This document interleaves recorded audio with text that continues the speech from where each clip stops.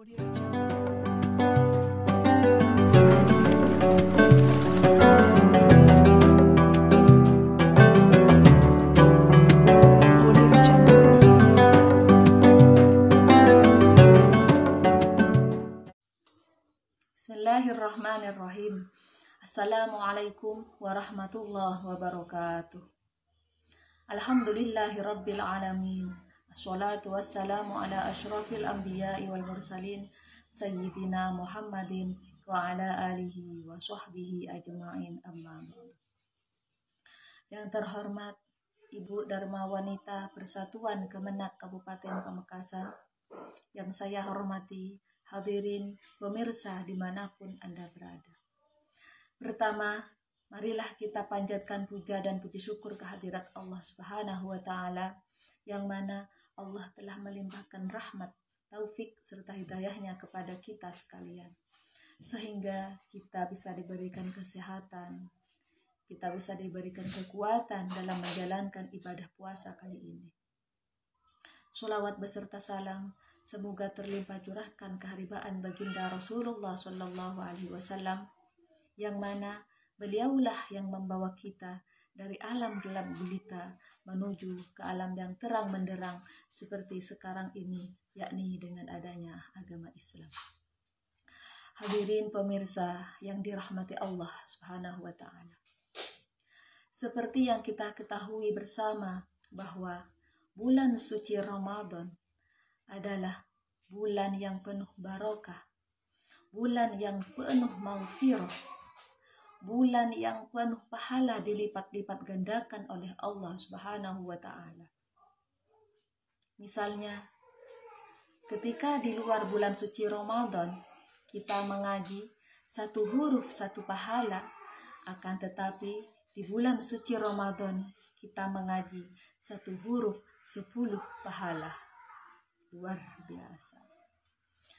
Kemudian di bulan suci Ramadan ini ada malam yang sangat istimewa. Ada malam yang sangat ditunggu-tunggu oleh umat muslim di seluruh dunia, yaitu malam Lailatul Qadar. Malam yang lebih baik daripada 1000 bulan. Hadirin yang dirahmati Allah. Kemudian, apa saja yang harus kita lakukan sebagai umat muslim untuk menyambut turunnya malam Lailatul Qadar? Yaitu, tingkatkanlah ibadah kita kepada Allah Subhanahu wa Ta'ala.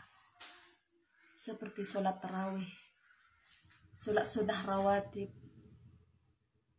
mengaji, bersedekah, berdoa, dan yang lainnya. Lantas, bagaimana dengan perempuan-perempuan yang sedang udzur? Perempuan-perempuan yang sedang haid? Perempuan-perempuan yang sedang hadas besar? Apakah kita juga sebagai perempuan yang sedang hadas bisa menyambut malam turunnya Lailatul Qadar? Tentu bisa. Jawabannya bisa. Peluang-peluang di bulan suci Ramadan bagi wanita yang sedang haid itu juga sangat dibuka lebar-lebar oleh Allah Subhanahu wa Ta'ala. Rahmat Allah itu sangat luas. Jadi dalam Al-Quran menjelaskan, surah Adz-Dzariyat ayat 56, Bismillahirrahmanirrahim, wa ma khalaqtul jinna wal insa illa liya'budun. Allah menciptakan jin dan manusia illa liya'budun, hanya untuk beribadah kepada Allah. Di bulan suci Ramadan, beribadah juga diartikan menjalankan perintah Allah dan menjauhi larangan Allah. Misalnya, ada si A sedang dalam keadaan suci atau yang sedang dalam keadaan tidak berhadas, kemudian si B dalam keadaan haid. Di waktu maghrib, dua-duanya, yang si A sedang sholat maghrib karena dia dalam keadaan suci. Kemudian si B tidak sholat karena dalam keadaan haid. Jadi dua-duanya itu sama-sama beribadah kepada Allah Subhanahu wa Ta'ala.